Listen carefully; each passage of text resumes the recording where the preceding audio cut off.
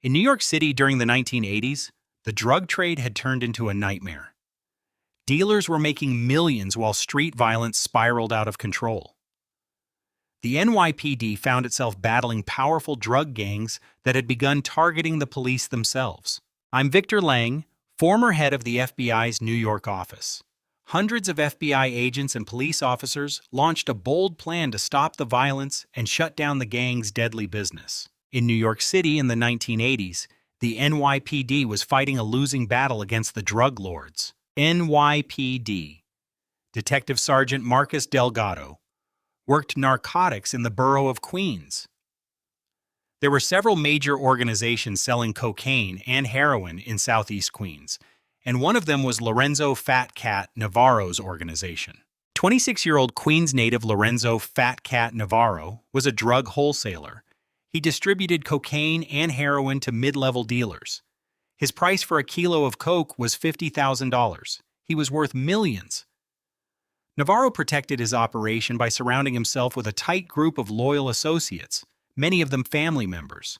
For police in Queens, cracking Navarro's operation would not be easy.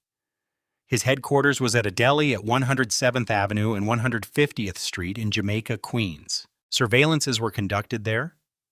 Informants were spoken to. Numerous buy-and-bust operations were carried out, sending undercover officers to purchase drugs. It was a continuing problem in the area, but a solid case could not yet be made against Fat Cat or any of the principals in his organization. That all changed one summer when a unit conducting a buy-and-bust operation developed information that led to a search warrant for Navarro's grocery store and the apartment above it. An informant told detectives that weapons, cash, and numerous drugs were stored there. Detective Sergeant Marcus Delgado and two detectives went into the grocery store. Delgado went behind the counter and walked toward the rear. He saw a light on in the back room and stepped inside. Three men were sitting behind a big desk, and he realized one of them was Fat Cat Navarro. Police ordered the men to put their hands up on the wall. Navarro reached down for something. Under a towel on the chair where he had been sitting, detectives found a loaded automatic and a revolver. "Those are mine, man." Police searched the room and found heroin, cocaine, and $30,000 in cash. Several ounces of marijuana lay on Navarro's desk. The raiding party that went to the second-floor apartment discovered $150,000 in cash in boxes, hundreds, perhaps thousands, of pieces of street cocaine wrapped in tinfoil, glassines of heroin, and additional weapons. And Navarro was arrested on drugs and weapons charges. 24 hours later, he was free on $70,000 bail. At the time of his arrest, he was already on parole. He reported to his parole officer, Daniel Harper, and claimed he had only been in the grocery store to order a sandwich. Harper called Delgado to check the story. Delgado told him what had happened, that they had arrested Navarro in the grocery store with a number of weapons, but unfortunately, he had made bail and was probably gone. Harper replied, "No, he's not. He says he's sitting outside my office here." Harper rearrested Navarro on the spot for violating his parole. For Navarro, that meant that even though he had made bail on the drug case, he was now in custody on the parole violation with no possibility of bail. He still owed 14 years to the state and was in serious trouble. A week later, Delgado and Harper testified at Navarro's parole hearing. Delgado briefly described what had happened that night, and the adjudicator immediately continued the violation of parole. Navarro was entitled to one more hearing and would then go back in for the remainder of those 14 years. But the drug dealer had no intention of letting that happen. 2 months after the hearing, parole officer Daniel Harper gave a co-worker a ride home from work. He drove through South Jamaica, a neighborhood in Queens. He knew the area was dangerous, but he had no idea he was being followed. Suddenly, a car pulled up beside him. Daniel Harper was shot once in the arm and once in the back. He died instantly. His killers disappeared into the night.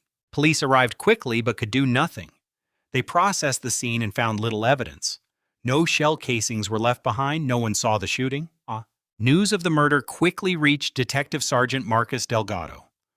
A sergeant who worked in his office called to tell him they had just killed a parole officer on Sutphin Boulevard, and it was Daniel Harper. He was a very fine guy and a good parole officer, a real good combination of social worker and police officer, the qualities necessary to do the job well. Police hit the streets to gather intelligence and find the killer. Harper's murder was the latest in a string of homicides in South Jamaica, as rival drug gangs battled each other for territory and control of the profits.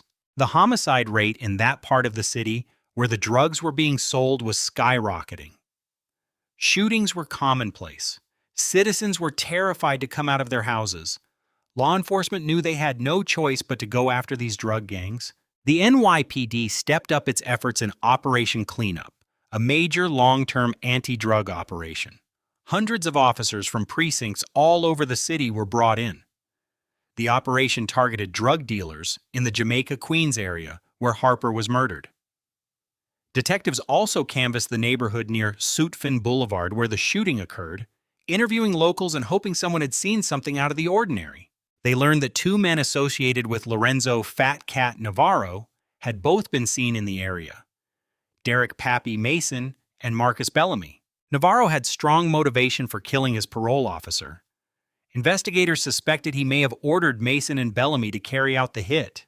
In the mid-1980s, parole officer Daniel Harper was shot to death on a street in South Jamaica, Queens.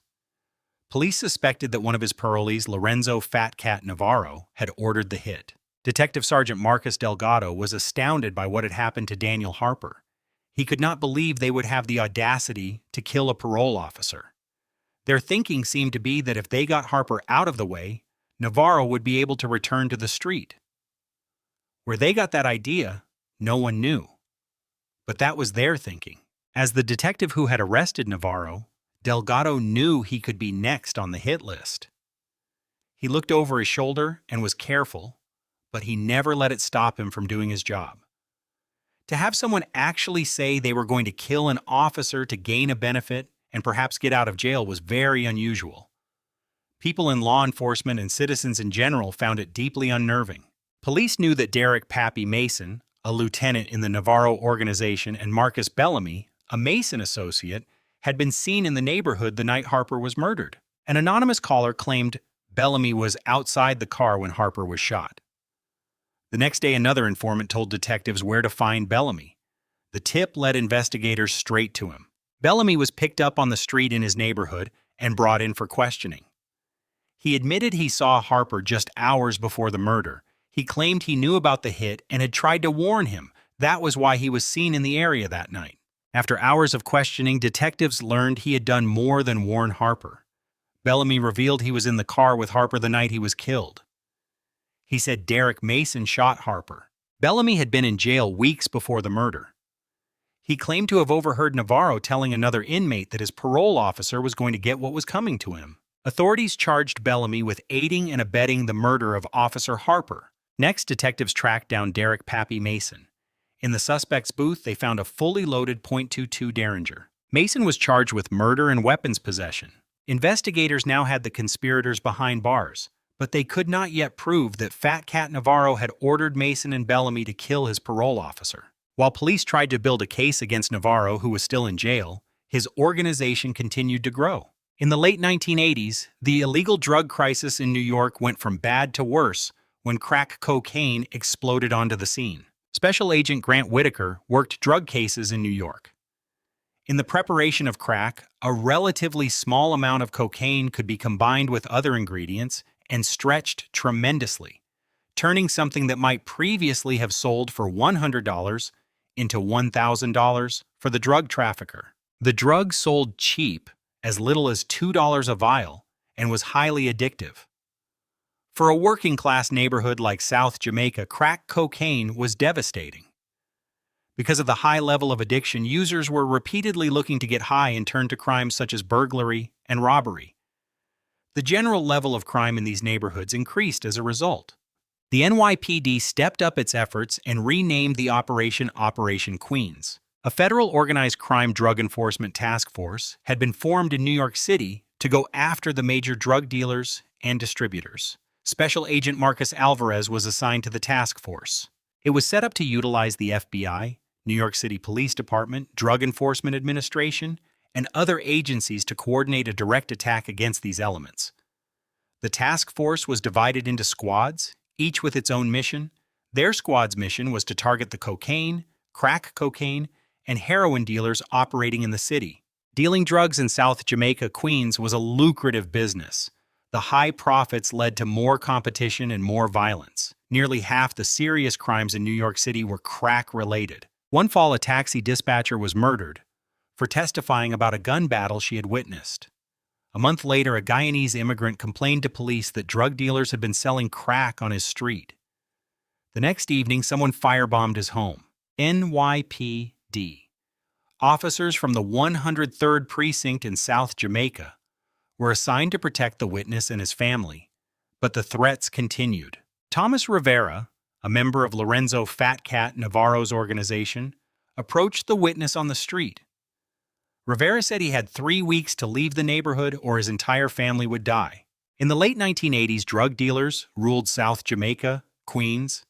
Citizens brave enough to stand up to the dealers were intimidated and murdered. The New York City Police Department and the Federal Task Force turned up the heat on all the drug organizations in Jamaica, Queens. They made over 2,000 arrests for the sale and possession of drugs in a 4-month period. In late January, one of Lorenzo Navarro's lieutenants, Thomas Rivera, was sent to Rikers Island for threatening the Guyanese witness. Around that time, Derek "Pappy" Mason, suspected of shooting parole officer Daniel Harper, was convicted on a weapons possession charge. The next day, Lorenzo Navarro was sentenced to 25 years to life on 11 counts of drugs and weapons possession. Detective Sergeant Marcus Delgado felt they had cut off the head of the snake and caught a couple of his top people with him. They had a strong case and had put that organization pretty much on the sidelines. The NYPD and the FBI were making headway in the battle to take back the streets of South Jamaica from the drug dealers.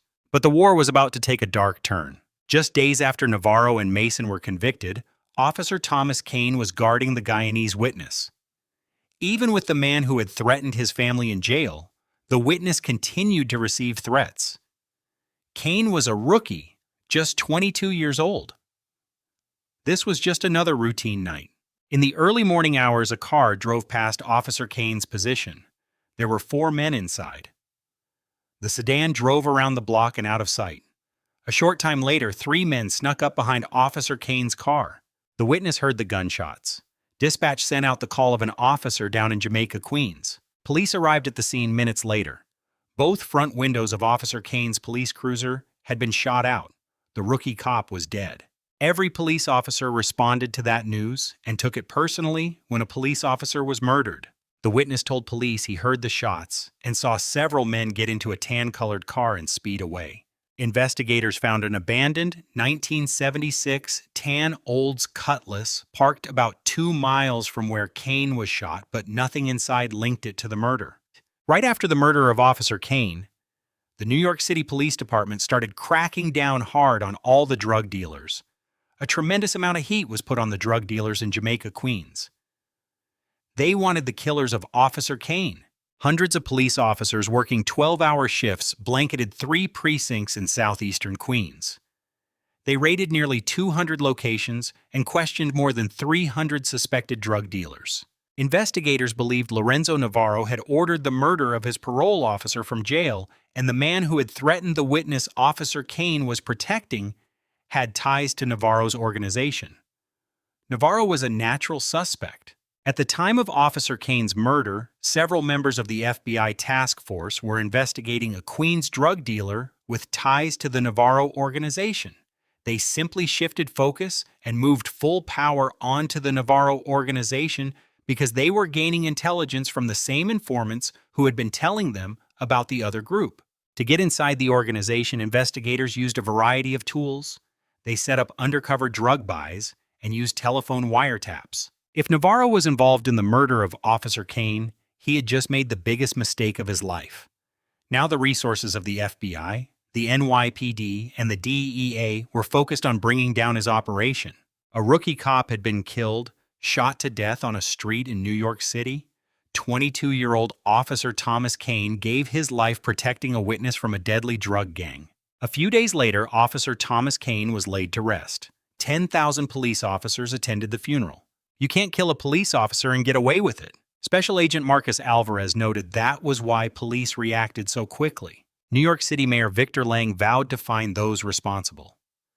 The city offered a $10,000 reward for information leading to the conviction of Cain's killers. The community was outraged. After years of being intimidated, they were fed up with the drug dealers. Special Agent Grant Whitaker observed that shootings would take place at any time of day. Many times innocent bystanders in the neighborhood would be caught in the crossfire. There were notorious cases in which children were killed as a result. Police set up a hotline to field tips. They answered 400 calls every 8 hours. Within days, the reward money climbed to $130,000. 3 days after the shooting, an anonymous caller said he knew who shot the cop. A detective convinced the caller to meet him. The tipster told police the shooter was Todd Mercer. Police were familiar with Mercer. He was a suspect in the murder of a prostitute. Detectives went looking for him. At the apartment of a relative, they found a witness willing to talk. He told detectives he knew the men who had carried out the shooting. He had been present when the hit was planned and knew who had ordered it. Around that time, only hours after his conviction on a gun charge, Derek "Pappy" Mason called one of his dealers, Philip Rivera, from a payphone at Rikers Island. The next day, Rivera met with fellow gang members Todd Mercer, David Whitaker, and Scott Rivera in an apartment 10 blocks from the murder scene. Rivera told them the boss was mad and had ordered them to hit a cop, any cop. The price of the contract was $8,000. According to the informant, the men drew straws to choose the shooter. Todd Mercer would pull the trigger. The officer's fate was sealed. The next morning, Mercer came back to the apartment bragging about what they had done. They only collected a few $100s of the $8,000 they had been promised. That individual told how the murder actually went down, who they chose. It was not Officer Cain chosen as an individual. They chose the police officer who was guarding the cooperating witness's house. He was a target of opportunity. Derek "Pappy" Mason wanted Cain's murder to send a chilling message to law enforcement. Your reputation is everything on the street if you're a drug trafficker. If it's known in your neighborhood that you are unwilling to take violent retribution for acts against you or your organization, you're not going to last very long as a drug trafficker. This was a killing that really galvanized law enforcement in New York City. The execution of a uniformed police officer who was targeted not because of any particular act or case, but because he was a police officer in and of itself. The NYPD finally had names linked to the shooting. They issued warrants for Philip Rivera, Todd Mercer, Scott Rivera, and David Whitaker. Philip Rivera was already in jail on another charge. Police went looking for the other 3 men. Later that same afternoon, Scott Rivera's mother called police. She wanted to arrange her son's surrender. He never showed up. Investigators believed Cobb would eventually contact his mother and installed a trap on her telephone line to catch the numbers of all incoming calls. The shooting continued to dominate the news, and police kept up the pressure on the street. It was not long before another important witness came forward. A young woman told detectives she had witnessed the shooting of Officer Cain. She was on the street when she heard a shot and saw men around the police car. She hid behind a car until the men left. She did not think they saw her. Investigators showed the witness photo lineups. She confirmed Todd Mercer as the man she saw at the passenger window of the patrol car. She also identified David Whitaker as the man standing by the driver's side window and Philip Rivera as the man she saw standing behind Whitaker. Police now had a witness to the shooting. They needed to find the 3 suspects still at large. The day after the trap on Scott Rivera's mother's phone was set up, police got a hit. An incoming call was traced to an address in Queens Village, one of several safe houses owned by Derek "Pappy" Mason. A few days later, less than a week after the Cain shooting, detectives spotted Scott Rivera. He was quickly taken into custody. Police searched the safe house. In the basement, they found Todd Mercer. At noon the next day, David Whitaker surrendered to police, accompanied by his mother. Of the 4 men accused of Cain's death, Whitaker was the only one who did not have a criminal record.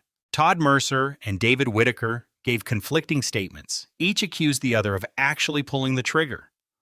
All versions of the events placed Scott Rivera behind the wheel of the getaway car. Police and prosecutors were eventually able to piece together this version of events. In the early morning hours, Todd Mercer distracted Officer Kane by tapping on the window on the passenger side of the patrol car.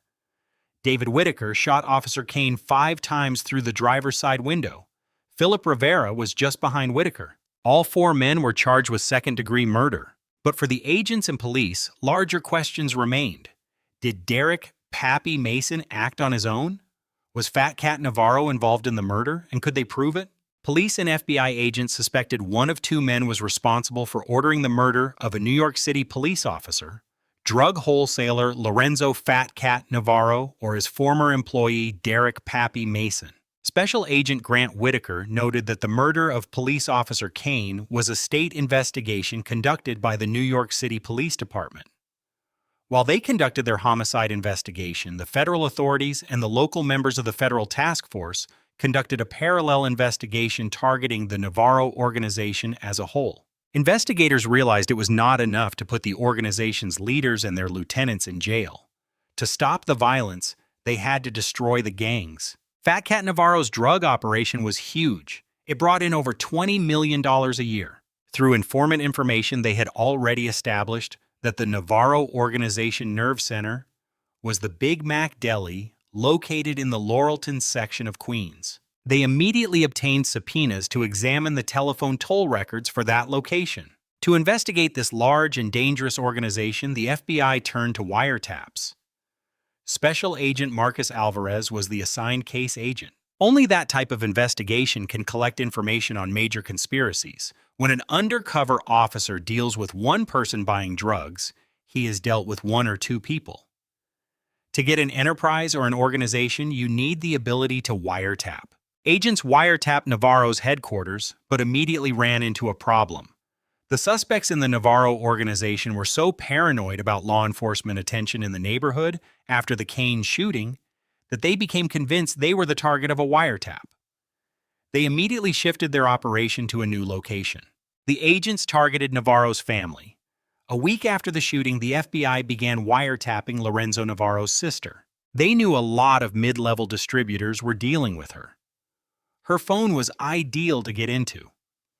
She was talking to Lorenzo Navarro and to about a dozen mid-level distributors she was bagging for. She was passing on instructions from the drug dealers to Lorenzo Navarro.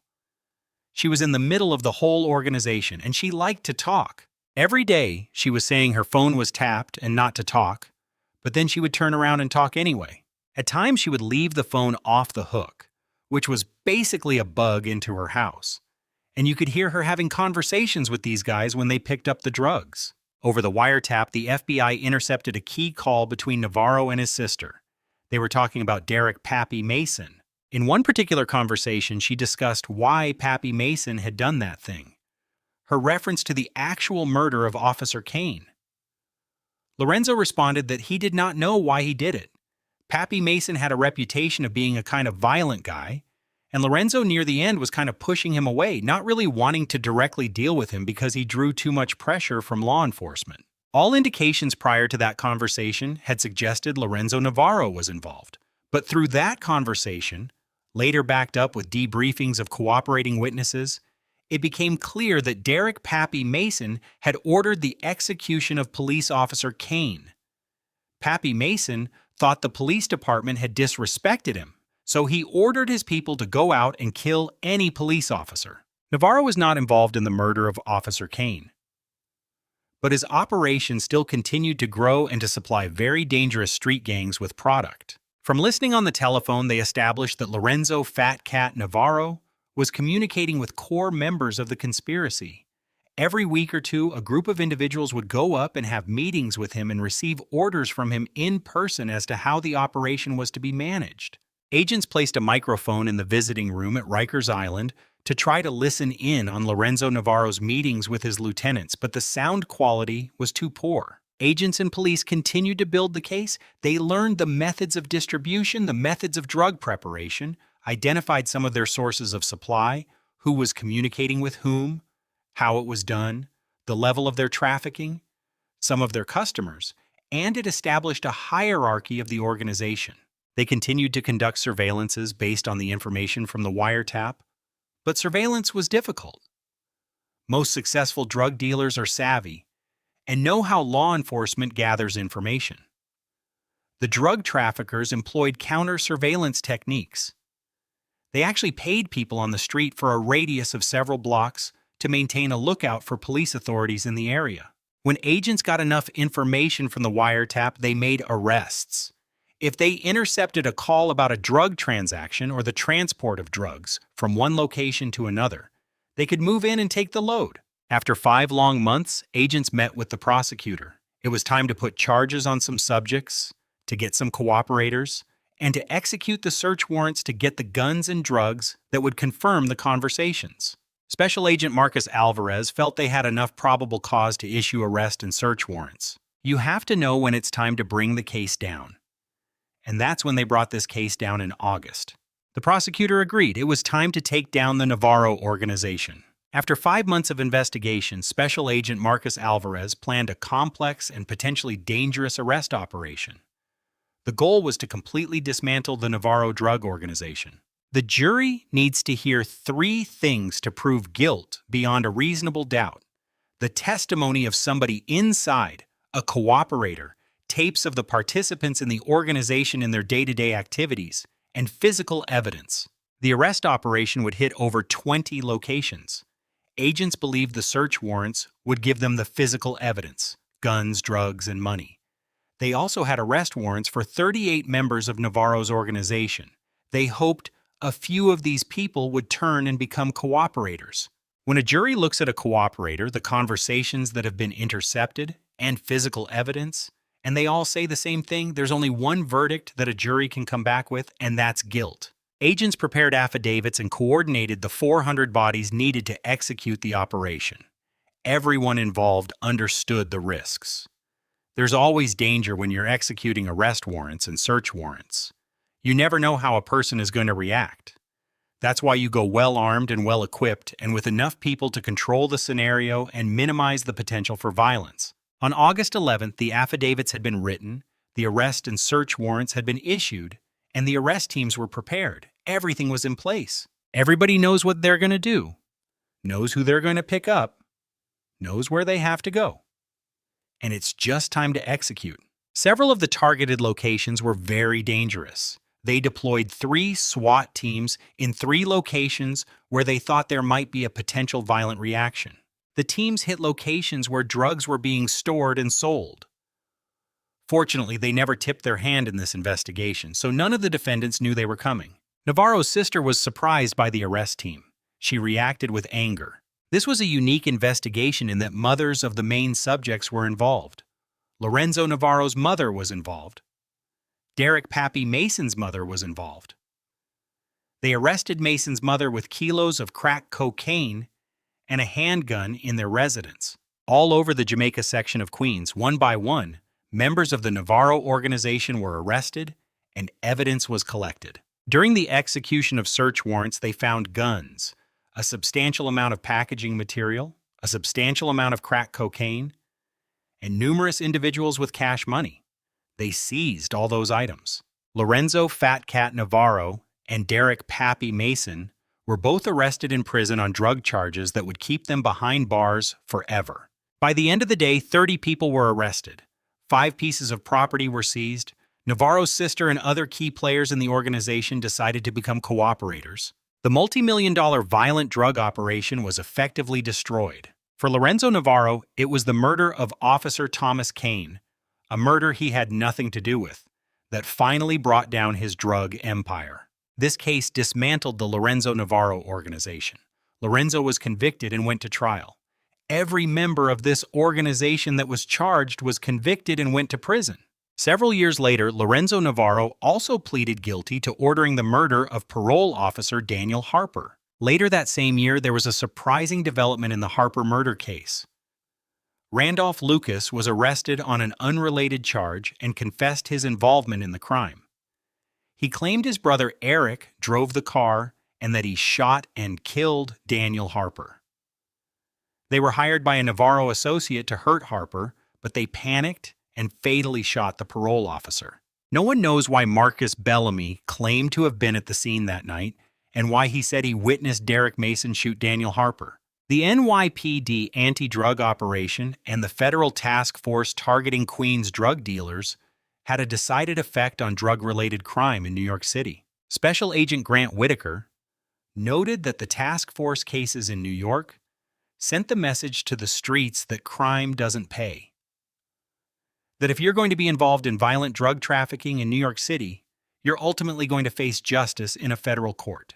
He believed that message resonated on the streets because the violent crime rate in New York City and many other major U.S. cities dropped significantly in the 1990s, and it was his belief that it dropped because of all these successful prosecutions. Daniel Harper's name was placed on the memorial for parole officers killed in the line of duty. A foundation was created in Officer Thomas Kane's name. Their legacy is the destruction of a deadly organization that threatened the neighborhoods they had sworn to protect.